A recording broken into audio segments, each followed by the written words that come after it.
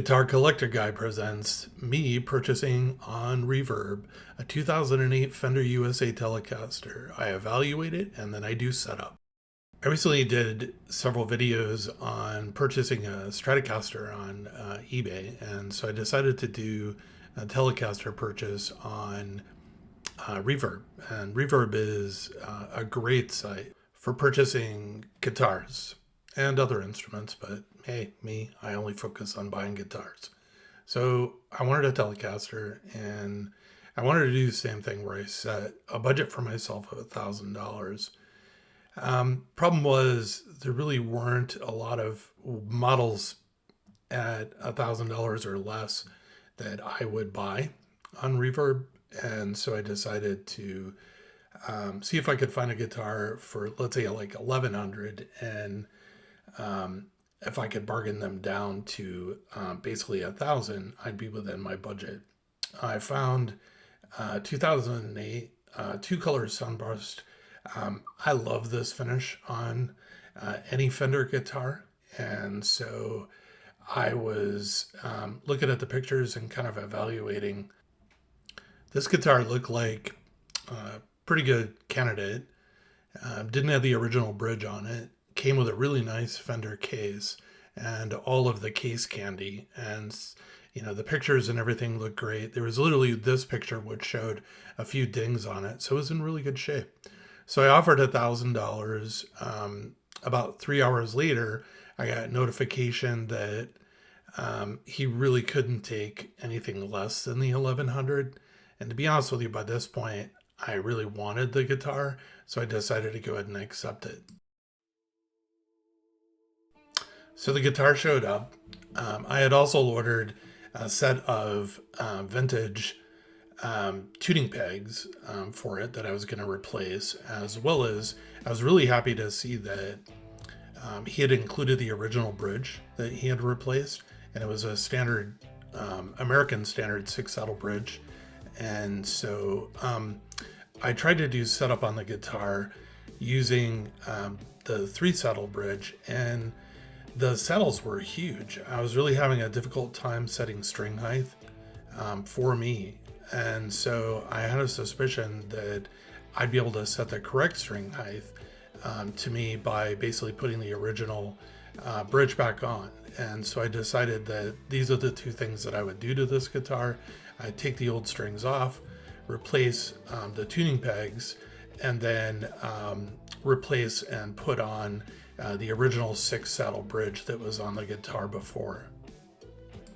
A lot of the newer Fender guitars are actually coming to the factory with these Fender Classic tuning heads, machine heads, and they're only $37. And to be honest with you, I love these things because they're like the old slotted tuning, pegs that you would find on Fender guitars. It just made it so much easier, in my opinion, to change the strings and to lock the strings on the tuning head. And so what's great about these is one, the price, they're only $37, and then two, they're actual direct replacements for the stock factory, just standard American standard tuning pegs, which I don't really like them. I mean, yes, those tuning pegs have great I would say tuning ability, but just changing those strings on them for the average person is not the easiest thing to do.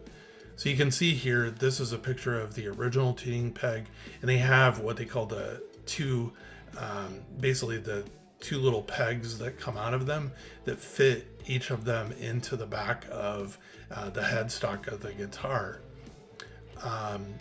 What's great about the new tuning pegs, the vintage ones, is they're exactly the same. They look like an old vintage style, which is a great look on the guitar, but they're just direct replacements. You don't have to do any modifications or anything like that. You take the old ones off, put the new ones on, and they actually have the two little pegs as well that fit in, and the threaded collar and everything, just like the standard tuning pegs. And up close you can see they have the slot, they have a hole down the middle, so it's easy to just basically put your string in there, wrap it around, as you're ready to start winding. And they're just, in my opinion, I put them on all my guitars. They're considerably cheaper than the locking tuners, although I'm a big fan of the locking tuners as well.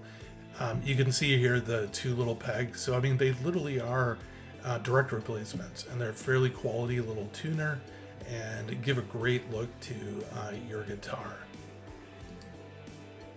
So I decided to leave the video as I recorded it. What happened was I removed the original tuning pegs off of the guitar, and I wasn't paying attention, and I started to install the new vintage tuning pegs in, and right out of the gate, I think I got to like the second or third, and suddenly the third tuning peg wouldn't fit anymore, and I couldn't figure out what I had done wrong. And suddenly I realized that the low E and the high E tuning pegs are actually different than the other four.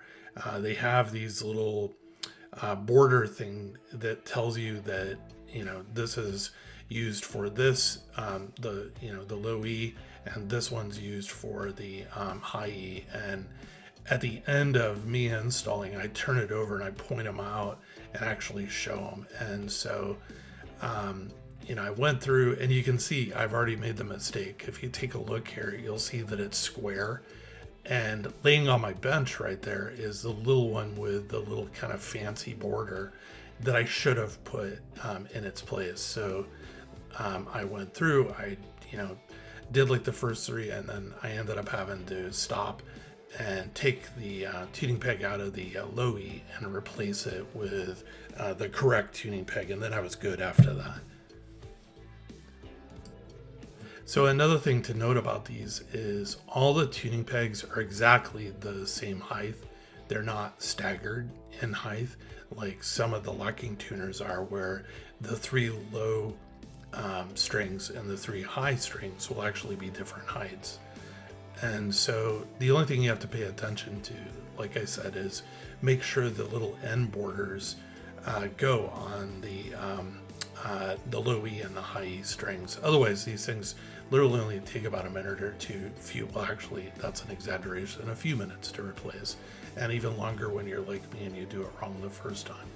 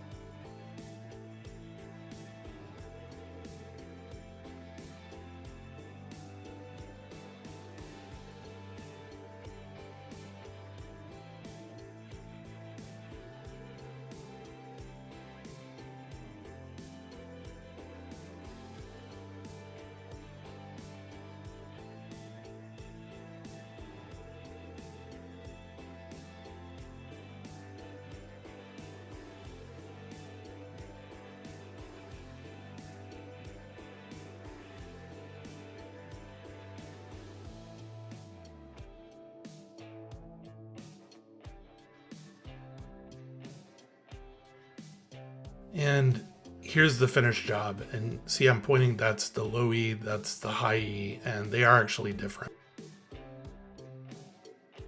If you like this video, click like and subscribe. So next I decided that I was going to go ahead and remove the 3-barrel bridge. I ended up just removing the center barrel. I tried to move the barrels around to see if I could get to that middle screw, but I really just couldn't. So I took it off, and it made the job a lot easier.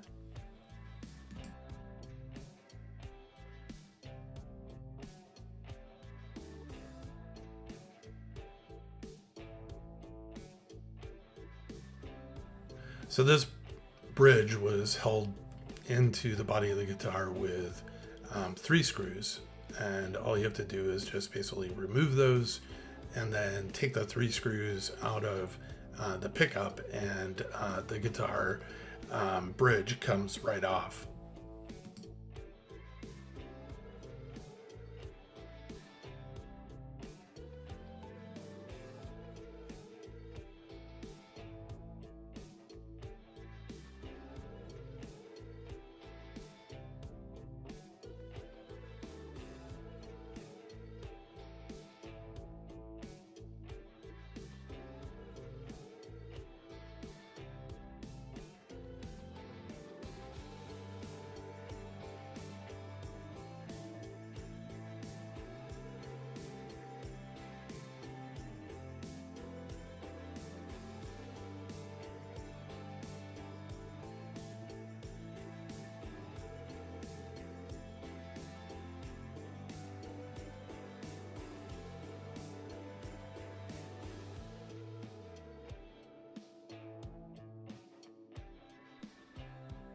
So once I removed the bridge, on the back of the bridge, the 3 screws for the pickup are held on by little rubber tubing pieces. And so I removed those, set them off to the side, and then removed the 3 screws.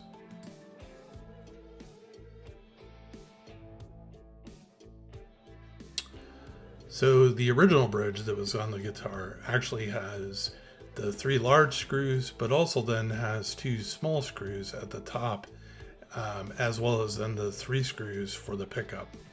I'm showing you now, there is a trick. You don't have to remove the saddles. You can actually kind of finagle moving around the saddles like that allow you to get at the 3 holes and line everything up. So then I took the 3 large screws, put some beeswax on them. Although they had been installed before and this bridge has been replaced, I did it anyways. It's just kind of a good habit. And next, I went ahead and installed those screws in the bridge. After I went and put in the 3 screws for the pickup, I put the little pieces of tubing on the back to hold them in place, and then went ahead and screwed in the pickup before I attached the bridge permanently to the body of the guitar. You can also see there's a ground wire there that will lay right up against the back of the bridge, helping ground the electronics of the guitar. So now once I get the little tubing ferrules on, I'm now going to attach basically the bridge pickup to the plate, and and then set it up kind of rudimentary from how I believe it normally would be set up on my tellies, height to the strings. In this case, I didn't actually take the time to measure. I will at a later time though to get it spot on, but it was pretty close when I was done.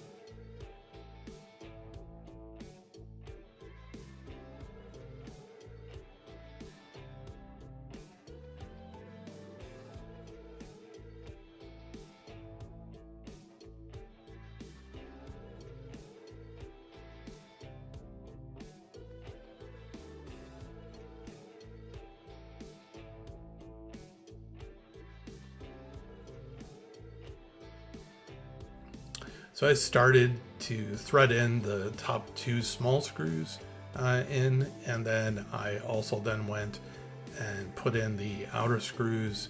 There's 3 large screws underneath the saddles that hold the bridge in place, and I started threading them through one at a time. I didn't tighten everything down. I do that at the end. I just want to make sure everything's lined up and inserted properly and started. And then I will tighten the top 2 and then the 2 outer and then the 1 middle.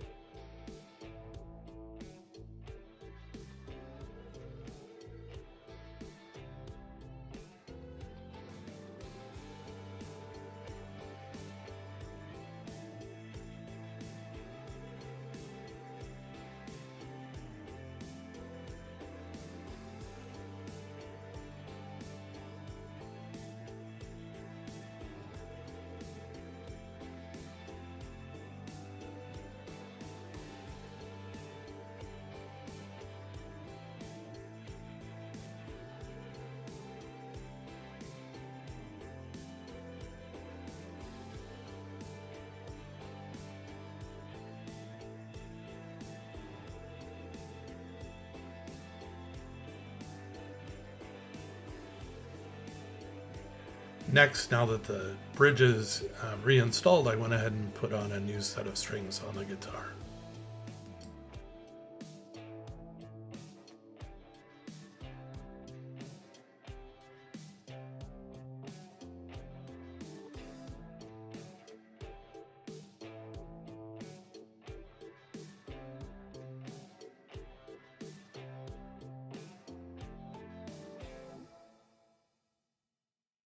So you can see I take the low E string and I measure it and I cut it off at about 2.5 tuning pegs up, and then I stick it in the middle of the hole, start wrapping, and then unwind it, and I just repeat this step for basically each of the strings. And again, these are really easy tuning pegs to change strings on. I love them.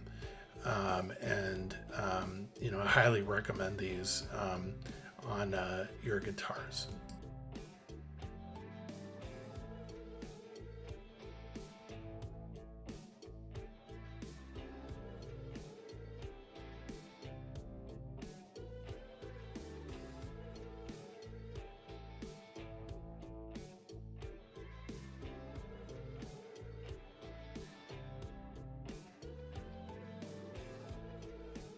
So now I got a set of strings installed, so I go ahead and I put a capo on the first fret, and then I depress the last fret, and I use the truss rod relief gauge for an electric guitar. I'm measuring at the 6th fret, and so like I said, I kind of move around, look at different frets as well. What I'm looking for is a clean gap, meaning that it's sliding in easily. It's not touching really the top of the fret or the bottom of the string, but it's pretty damn close. And I was really happy to see, because I was kind of in a hurry, that this was spot on and perfect, and I didn't have to do any truss rod. So the next thing that's really important to do is to basically stretch your strings really good, and before you do your first tuning, and this will help tighten the strings on the tuners and so on, and get it to where you're kind of jumping ahead. Because, and what I mean by that is, your guitar strings are going to stretch anyways if you don't do it yourself, and you might as well do it now so it'll actually hold a tune. Now I'm just going through and I'm tuning the guitar, and this is a really important step for taking measurements, like string height and intonation. And so I'm making sure that the strings on the guitar are just tuned spot on. They're not flat, they're not sharp, they're exactly what they're supposed to be. And then I can move on to the next stage, which is checking my string height.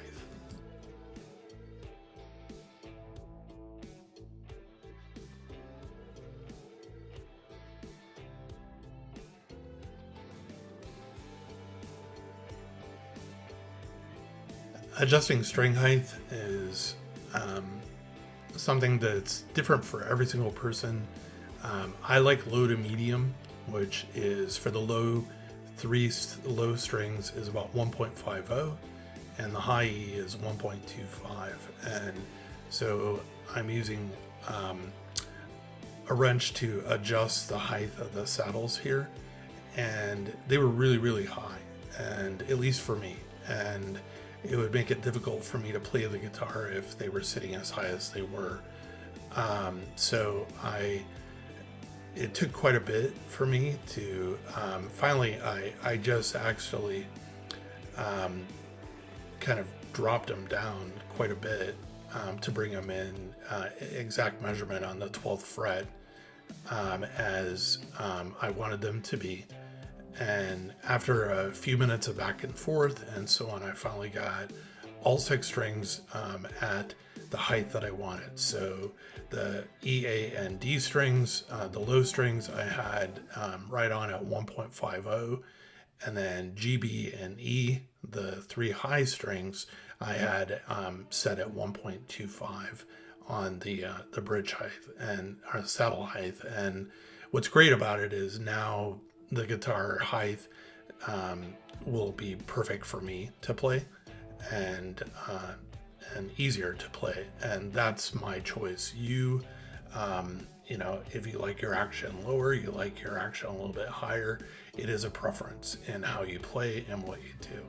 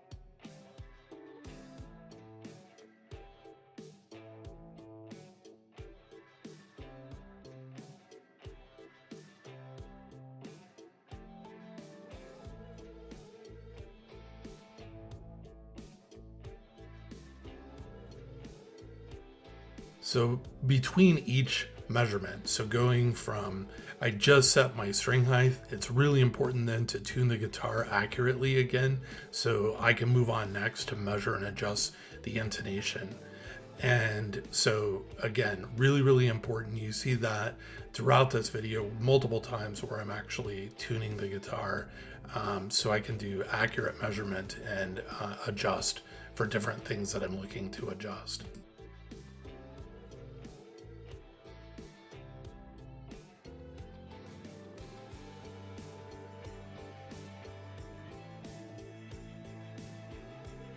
Measuring intonation is fairly easy. Once you get the guitar really perfectly tuned, you depress each string at the 12th fret. Here in this case, the guitar actually was sharp, and if it's sharp, you move the saddle backwards.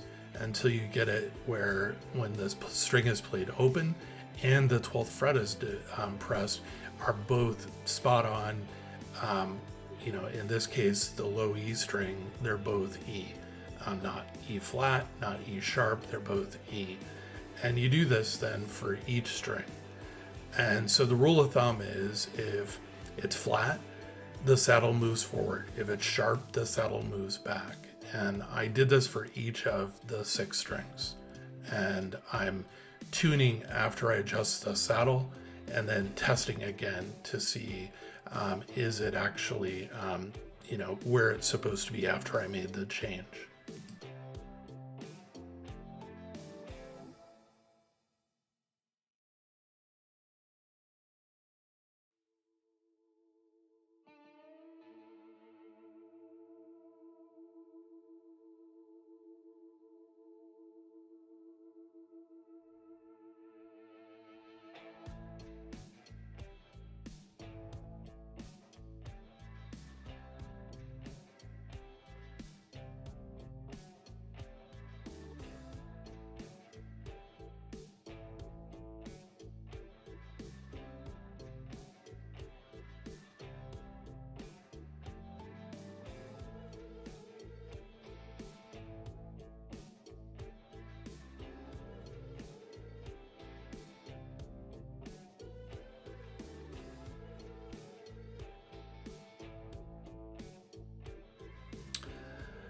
So this turned out to be a really good deal and a really good guitar. And so I'm really happy.